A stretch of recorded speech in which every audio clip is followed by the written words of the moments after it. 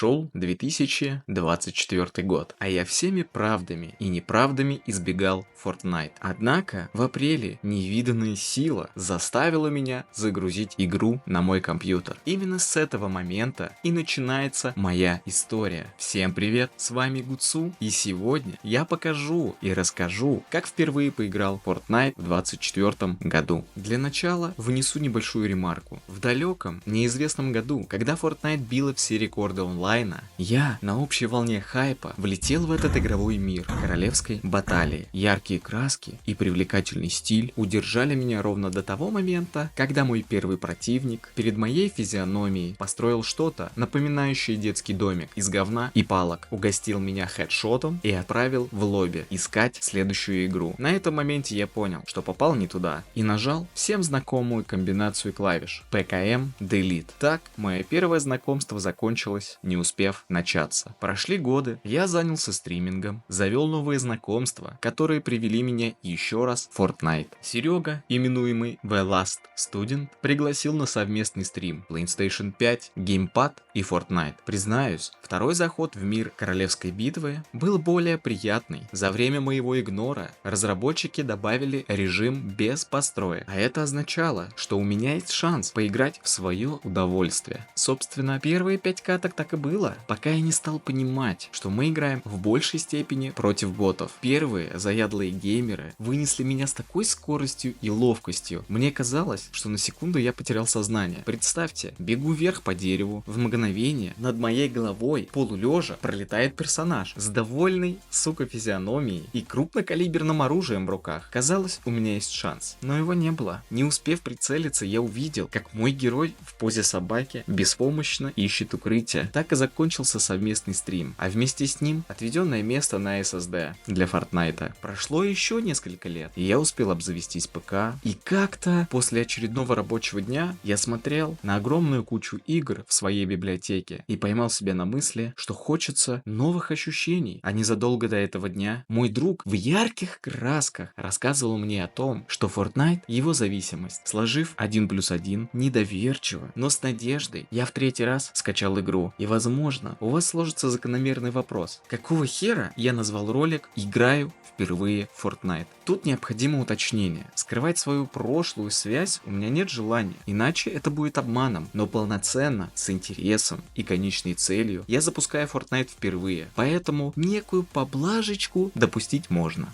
С введением закончено, приступаем к самому вкусному. Я, как и многие другие игроки, немного ошибался в своем скилле. Скажу сразу, я не нуб, но и не проигрок. Задумываясь о будущих победах, я представлял себе свою игру так.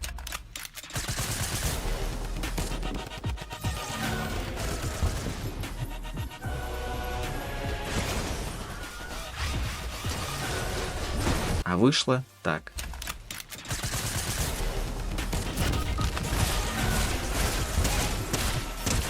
Немного разочаровавшись, пришел к самой великой мысли: нужна практика. Так как я не мастак королевских битв, а точнее терпеть их вообще не могу, играть в одиночку не решился. Понимаете, моя проблема в том, что я не хитрый игрок. Живу по принципу: вижу цель, бегу херачить. Все эти ваши ползать по кустам, выискивать нужный момент, жопой корябать асфальт — это не для меня. Отсюда сделал вывод: лучше посмотреть, как играют другие игроки, понять, чем могу, и должен заниматься на карте, а дальше посмотрим. Тем более, играя в команде, быстрее учишься на чужом примере. Поиграв в пати из 4 человек, понял, что на начальном этапе внести импакт по 1-2 могу, но не более того. Отсюда я пошел в трио, и как оказалось, это лучший режим для меня. С учетом того, что я новичок, есть шанс на ошибку, после которой твоя команда окажет поддержку. Также уничтожение вражеской тимы более понятное, ведь следить за 3 игроками куда проще, чем за 4. Таким образом и начался мой путь к первым победам. Топ-1 не заставил себя долго ждать. Какую бурю эмоций я получил. Каждый знает, после первого топа хочется еще и еще. Это как зависимость. То ты на вершине, то внизу. То на вершине, то внизу. Поиграв несколько дней в трио, я с другом залетел в пати из 2 человек. Добившись некоторых высот, мне казалось, что я понял игру. Но как я ошибался. Дуо более скиллозависимое.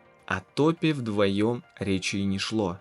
Я смотрел, как каждая наша попытка заканчивается на половине пути, и не мог ничего понять. Такая беспомощность расстраивала Конечно, я допускал мысль, что дело не во мне, но никому об этом не скажу. Подумав и взяв небольшой перерыв, через несколько дней я снова залетел в пати из 3 человек. И вы не поверите, топы вернулись. Я чувствовал себя как рыба в воде. Возможно, этот ролик будут смотреть люди, которые также начинают свой путь в Fortnite. Поэтому поделюсь некоторыми мыслями для вас. Вначале не пугайтесь всего нового и не расстраивайтесь, если что-то не будет получаться. В первых 10 матчах я выглядел как неандерталец, попавший в будущее.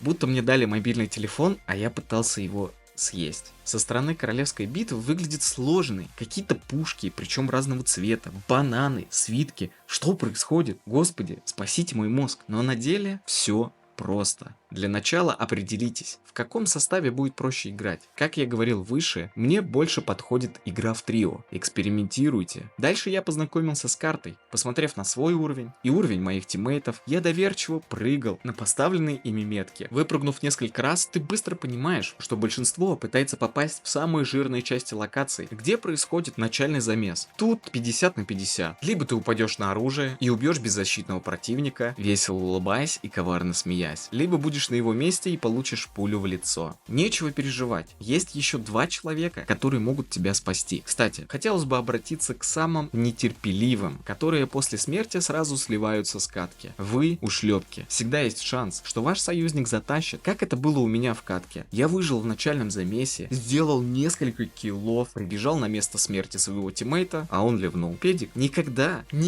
так не делайте. Верьте в команду до конца. И тут хочется дать небольшой совет. Падая в самые популярные места, можно быстрее научиться действовать в экстренной ситуации. Однако, если вам тяжело, начните одиночную игру и летите на край карты. А оттуда, подбирая разное оружие, двигайтесь вместе с зоной. Так у вас будет больше шансов дольше продержаться. Как я говорил в начале, у меня нет инстинкта хитреца. Я падаю в замес, а там как пойдет. И мое «как пойдет» плавно перетекает к оружию. Поначалу я думал, что в Fortnite очень много огнестрела. Все разноцветное, бананы, эликсиры, сундуки, крылья, свитки, ёб твою мать. Но с каждым найденным предметом все становилось на свои места. Чем краше пушка по цвету, тем больнее она лупит. Первоначальные агрегаты имеют серый цвет. Считай, ты стреляешь из палки, только снайперский скилл может тебе помочь, и то не всегда. Иногда у противника пушечка будет посимпатичнее, и даже если ты начал стрелять первым, враг одним спреем вынесет тебя в лобби. Далее зеленый, синий, фиолетовый и оранжевый. Последнее — это имба-ракета.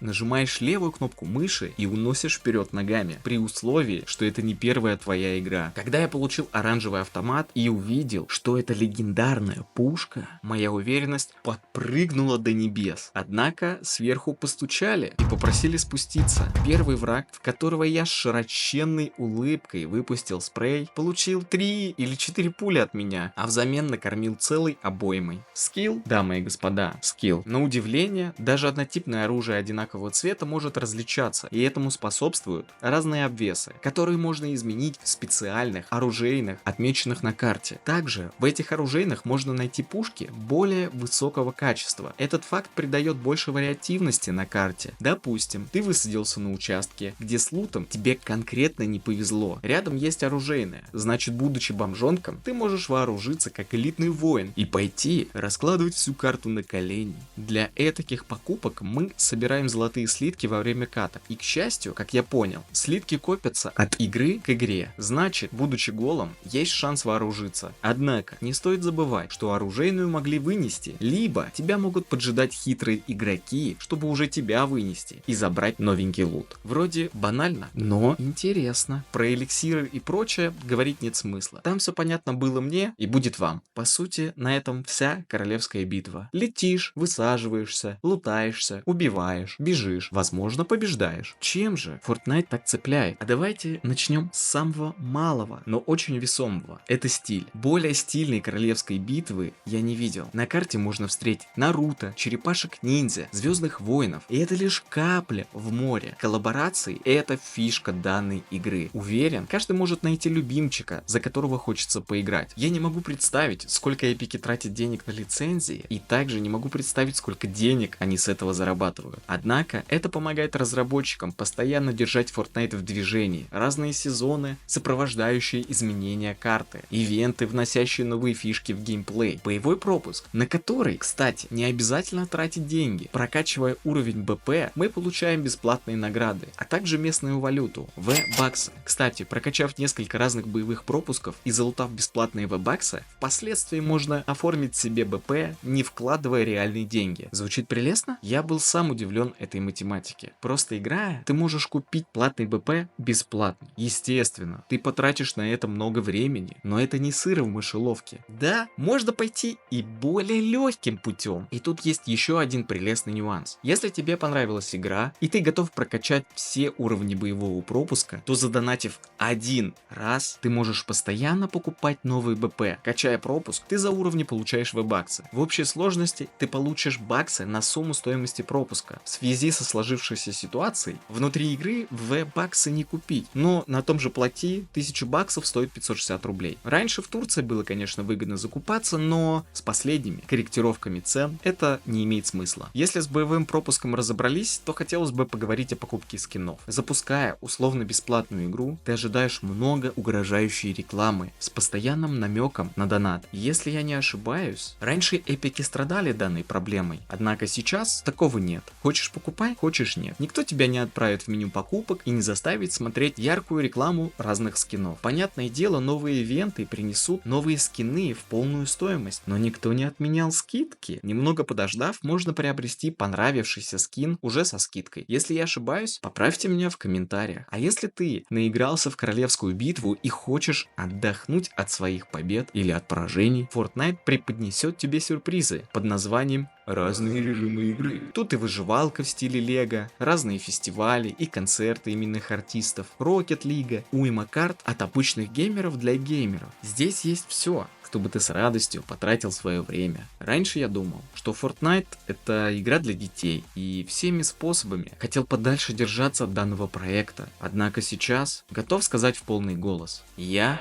ошибался. Для меня Fortnite место, где я могу расслабиться и провести время с удовольствием. Поугарать над тем, как Шиноби с дробовиком пытается завалить черепашку ниндзя. Взять бластеры из Звездных войн и под знакомые звуки залететь в замес нескольких команд. Развалить пару противников или получить разряд в лицо. Отправиться в лобби и подумать: какая же конченая команда мне попалась. Я могу гореть. Бывают дни, когда игра не идет, и ты получаешь люлей на старте. Однако, преодолевая трудности и забирая очередной топ-1, наслаждение полностью устраняет негативные эмоции. И ты заново нажимаешь кнопку «Поиск игры». И ты заново получаешь кайф. Не знаю, друзья, как правильно заканчивать, поэтому пришло время прощаться. Всем спасибо за просмотр. Увидимся в Fortnite.